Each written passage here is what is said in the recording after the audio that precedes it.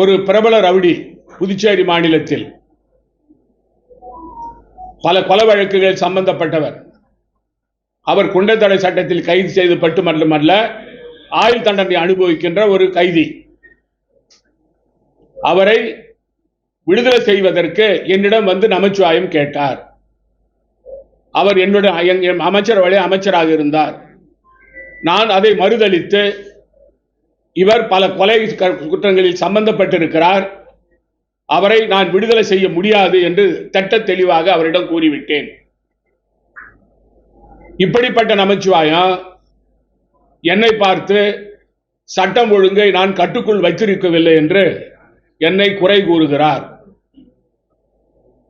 அதாவது அவர் இனிமேல் என்னை பற்றி என்னுடைய ஆட்சியில் சட்டம் ஒழுங்கு சரியில்லை என்று சொன்னால் அவர் யாருக்காக என்னிடம் சிபாரிசுக்கு வந்தார், நான் அதை ஏன் மறுதளித்தேன் என்பதை பகிரங்கமாக மக்கள் மத்தியில் சொல்ல வேண்டிய நிலைமை ஏற்படும். ஒரு காங்கிரஸ் ஆட்சியிலே அமைச்சராக இருந்து கொண்டு பதவியை அனுபவித்துவிட்டு வெளியே சென்று தன்னுடைய சொத்தை காப்பாற்றிக் கொள்வதற்காக, தான் சிறையில் செல்லக்கூடாது என்பதற்காக பாரதிய ஜனதாவிலே சேர்ந்து இப்பொழுது அமைச்சராகிவிட்டால் அவர் எங்களை பற்றி குறை சொல்வதற்கு திரு நமச்சிவாயத்துக்கு என்ன உரிமை இருக்கிறது? அவர் நாவடக்கத்தோடு பேச வேண்டாம். எதிர்க்கட்சிகள் என்றால் குறை சொல்லுவார்கள் என்று கூறுகிறார். புதுச்சேரியில் சட்டம் ஒழுங்கு கெட்டு போனதற்கு முதலமைச்சர் ரங்கசாமியோ உள்துறை அமைச்சர் நமச்சிவாயமோ முக்கிய காரணங்கள். குறிப்பா அந்த மாமூல் கேட்கவுடன் பணத்தை கொடுத்து விட வேண்டியதானே என்று சொல்லுகின்ற ஒரு முதலமைச்சர் புதுச்சேரி மாநிலத்தில்.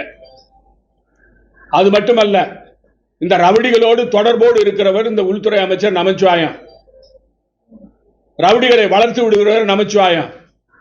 இது புதுச்சேரி மாநில மக்களுக்கு தெரியும். அது மட்டும் இல்ல, இந்த ரவுடிகளுக்கு ஆதரவாக அவர் வந்து என்னுடைய பேசியது நான் பகிரங்கமாக சொல்ல வேண்டிய நிலையை அவர் உருவாக்க வேண்டாம் என்று நான் கேட்டுக்கொள்கிறேன். புதுச்சேரி மாநில மக்கள் நிம்மதியாக வாழ முடியவில்லை. இந்த ரெஸ்டோ பார்களை திறந்து புதுச்சேரியில சட்ட ஒழுங்கு மிகப்பெரிய அளவில் பாதிக்கப்பட்டிருக்கு.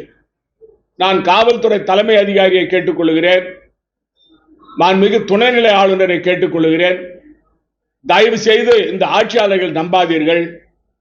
சட்ட ஒழுங்கை கட்டுக்குள் வைத்திருப்பதற்கு நீங்களும் முனைந்து பாடுபட வேண்டும்.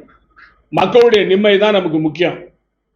புதுச்சேரி மாநில மக்கள் நிம்மதியாக வாழ வேண்டும் சொல்றது காரணம். அதாவது ஒரு குற்றவாளிகளை பாதுகாப்பதே உள்துறை அமைச்சரும் நமச்சிவாயமோ முதலமைச்சர் ரங்கசாமியும் தான். குற்றவாளிகள் அவங்க கூட தான் இருக்கிறாங்க. குற்றவாளிகள் தப்பு பண்ணிட்டு போனான்னா அவர் காவல்துறையில சொல்லி அவங்க பேர் நடவடிக்கை எடுக்குவான்னு சொல்றது முதலமைச்சரும் நமச்சிவாயமோ. இது ஆதாரம் இல்லாத குற்றச்சாட்டு இல்ல. அந்த ராம் என்றவர் என்ன ஊரு? முதலமைச்சர் பகுதியை சேர்ந்தவர். ஏற்கனவே ஒரு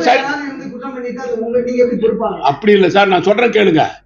அந்த ராம் என்றவர், நான் என்ன சொல்றேன், 27 வழக்கு இருக்குது அந்த ஆள் பேர்ல. 27 வழக்கு, 10 வழக்குல வந்து அந்த ஆள் தேடப்படுற குற்றவாளி. 5 கொலை வழக்கு இருக்கு. அந்த ஆள் வெளியில நடமாடுறான். இந்த 10 வழக்குல ஏன் காவல்துறை அவங்களை கைது செய்யலாம்? அதுக்கு வந்து முதல்வர் தொகுதியை சேர்ந்தவன், முதல்வருக்கு வேண்டியவன். அதையும் நான் சொல்றேன். ஒரு உண்மையிலே ஒரு அரசியல்வாதின்னு சொன்னா, அவர் அமைச்சர் பதவிக்கு தகுதி உள்ளவர்னு சொன்னா, நாராயணசாமி முதலமைச்சராக இருந்த சமயத்துல புதுச்சேரி மாநிலத்தில் சட்டம் ஒழுங்கு கெட்டு போச்சுன்னு சொல்றாரு. அவர் அந்த அமைச்சரவையில் அமைச்சராக இருந்தாரு. என் ஆட்சியில் சட்டம் ஒழுங்கு கெட்டு போச்சுன்னு சொல்ற நீங்க அப்ப ராஜினாமா பண்ணிட்டு வெளியில வரல? அப்ப பதவி சோகம் அனுபவிப்பீங்க.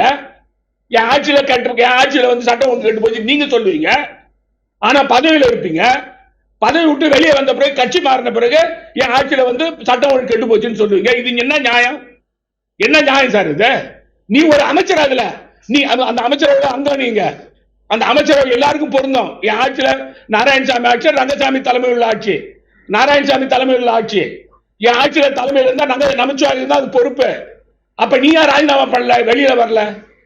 என் ஆட்சியில வந்து நான் முதலமைச்சராக இருக்கும்போது சட்ட ஒழுங்கு கட்டுக்குள்ள இருந்த தோட்டு தான் புதுச்சேரி மாநிலத்தில் மக்கள் நிம்மதியா இருந்தாங்க நான் சொல்றேன். அதாவது வேணும்னே எதிர்கட்சி சொல்றாங்க நாராயணசாமி அவர் ஆட்சியில சட்டம் ஒழுங்கு கெட்டு போச்சுன்னு சொல்றதுக்கு உங்களுக்கு என்ன உரிமை இருக்குது? நமச்சிவாயத்துக்கு உரிமை கிடையாது. மற்றவங்க சொல்லலாம். ஏன்னா நீ அதுல ஒரு அங்கமா இருந்தால அதுக்காக நான் சொல்றேன்.